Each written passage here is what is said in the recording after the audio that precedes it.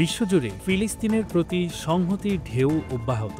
নেদারল্যান্ডসের রাজধানী আমস্টারডামে ফিলিস্তিনের পক্ষে বিশাল জনসমাবেশ অনুষ্ঠিত হয়েছে। হাজারো মানুষ পতাকা, ব্যানার ও স্লোগানে মুখর করে তুলেছেন শহরের কেন্দ্রীয় চত্বর। তারা গাজার ওপর ইসরায়েলি আগ্রাসনের অবসান ও মানবিক সহায়তা প্রবাহ অব্যাহত রাখার দাবি জানান।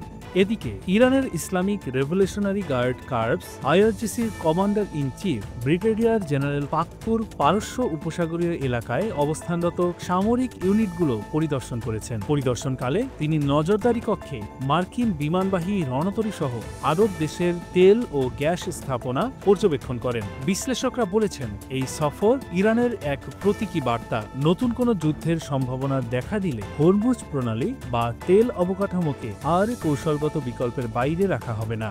অন্যদিকে লেবাননের হিজবুল্লাহ এক বিবৃতিতে গাজায় ইসরায়েলি আগ্রাসন থামাতে হামাসের অবস্থানকে সমর্থন জানিয়েছে।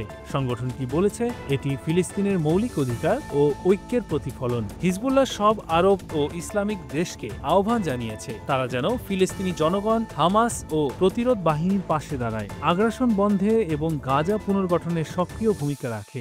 বিশ্বজুড়ে ফিলিস্তিনের পাশে মানুষের কণ্ঠ এখন আরও শক্ত ও ঐক্যবদ্ধ হয়ে উঠেছে।